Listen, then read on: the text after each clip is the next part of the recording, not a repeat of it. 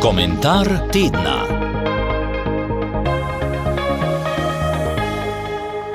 Komentar tedna z naslovom SD poskuša z novo dinamiko v vladi, Golob pa Matjaž, koliko poslancev pa imate, je zapisal Mirko Majer. Informacije, ki so te dni kapljale izza zaprtih vrat nedavnega političnega vrha, so povedne. Premier Robert Golob naj bi bil, kljub temu, da je bil predlog za posvetovalni referendum o obrambnih izdatkih njihov, izrazito spravljiv do Levice in vloge njenih 3 ministrov v aktualni vladi. Povsem drugačen ton pa naj bi na sestanku ubral do Socialnih demokratov in predsednika SD Matjaža Hana nekajkrat izzval na odprti sceni. A mi sploh imamo zunanjo ministrico? Naj bi se Golob na neki točki obregnil ob delo Tanje Fajon. Hana pa med drugim neposredno opomnil na razmerja moči v koaliciji. Matjaž, koliko poslancev pa imate? Anžeta Logarja naj bi Golob večkrat pohvalil za konstruktivnost ob zdaj že razupitem glasovanju o razpisu referenduma.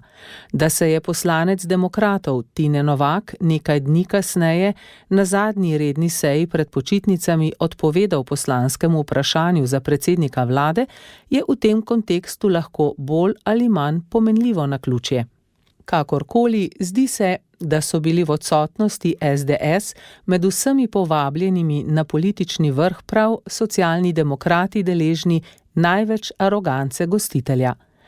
Na prvi pogled precej težko razumljivo, saj Golobu ravno 7 poslancev SD omogoča vladanje z absolutno večino v državnem zboru. Svoboda in Levica sta zato s 43 poslanci namreč prekratki.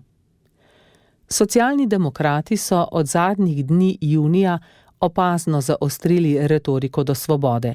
Da na 5% BDP za obrambne izdatke ne bodo pristali, so sporočili še pred Golobovim odhodom na vrh zveze NATO v Haag. Po njegovi vrnitvi pa so s podporo referendumu pod vprašaj postavili še 3% do leta 2030, predvidene v resoluciji, ki je bila sicer sprejeta tudi z njihovimi glasovi. Istočasno se je Han v funkciji gospodarskega ministra distanciral od davčne politike, ki sta jo v tem mandatu začrtali Svoboda in Levica. Da se jim v SD to javno mnenjsko izplača, sta med 27. junijem in 3. julijem namerila tako Valicon za Siol kot Mediana za Delo. Na obeh anketah so zabeležili opazen odboj navzgor.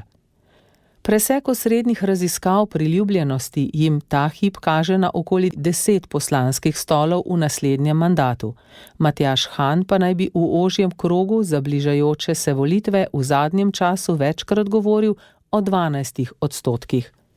Na iskanje nove dinamike kažejo tudi izjave prvega poslanca SD Janija Prednika, da si ne želi, da katerakoli stranka kadarkoli še dobi takšno večino, kar je seveda letelo na Svobodo, od katere bi Prednik pričakoval več dialoga in upoštevanja, po volitvah pa računa na kakšno stranko več v koaliciji, več dialoga in več demokracije, je povedal Suzani Kos z info360.si. Kam se bodo za SD obrnili predvolilni trendi, bi se lahko bolj jasno pokazalo oktobra. Za oktober je ustanovitev svoje nove stranke napovedal nekdanji vidni član Socialnih demokratov Vladimir Prebilič. Prav tako naj bi državni zbor oktobra potrjeval rebalans proračuna za leto 2026, ko bodo zaradi dviga vojaškega proračuna vse oči uprte v finančnega ministra Klemna Boštjančiča in obrambnega ministra Boruta Sajovica.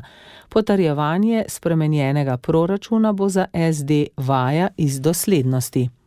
Jeseni bo po medsebojni dinamiki Hana in Prebiliča lažje moč sklepati tudi o tem, kako resne so neuradne informacije, da naj bi se omenjeni dvojec že maja dogovarjal o nekakšnem povolilnem bloku, za primer, da njun skupni volilni rezultat na odločilno nedeljo preseže odstotke gibanja Svoboda. Je Golob podcenil Hana? Energijo, ki se je v vrstah SD nabirala po bolj ali manj svobodno podtaknjenih aferah Litijska in Spirit, ko so jim koalicijski partnerji po predsednici in glavnem tajniku skoraj strmoglavili še novega predsednika stranke, ali pa ob nedavnih, malo verjetno povsem spontanih, zapisih evropskega poslanca Marjana Šarca, če Levico in SD obrambni izdatki tako motijo, naj gresta iz vlade. Težava SD je v tem, da bodo, če se v parlament prebijajo vse 4 levo-sredinske stranke, Svoboda, Levica, SD in Prebilič, prisiljeni vstopiti v levi vladni monolit, pa čeprav bi ga še enkrat vodil Golob, medtem ko tako imenovanemu tretjemu političnemu stebru SD, Prebilič, NSI, Demokrati, do 46 prav tako manjka kar nekaj mandatov, zato se brez Svobode tudi ta scenarij težko izide. Je Han podcenil Goloba? Odstotki Svobode kažejo, da se je v dobrih 3 letih v zavesti levo-sredinskih volivcev uspel pozicionirati kot glavni branik pred Janezom Janšo. Zato ta hip dokaj utemeljeno nastopa iz pozicije selektorja, ki sredi zadnjega leta na oblasti že prebira ekipo za drugi mandat in se ob očitnem pomanjkanju kemije z SD spogleduje z Logarjevimi demokrati. Velika težava za Svobodo je lahko, če bi jesen potrdila slabe gospodarske trende, ki jih je nakazala letošnja pomlad, pa če bi do konca leta do konca počepnili milijardni projekt dolgotrajne oskrbe ali bi se zaradi bega k zasebnikom pod težo ideološko zgrešene reforme začelo do konca sesuvati zdravstvo. Kakšno manj ugodno mnenje KPK ali še kakšen izgubljen referendum, morda o evtanaziji, za Goloba ne bosta tako usodna.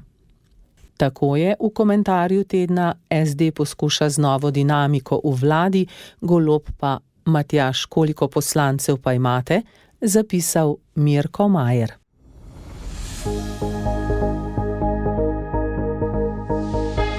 Komentar tedna.